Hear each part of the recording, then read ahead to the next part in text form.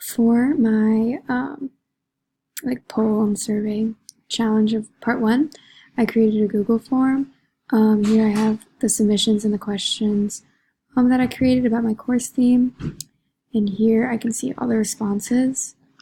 I can see them individually by clicking this tab, so I can see where this student got some answers wrong, and Google Form has a quiz option, so I can mark answers as correct or not. And then if I wanted to see a summary of all the responses, I can go here and see where, for question 1, where each response was recorded. You can see the names of the students.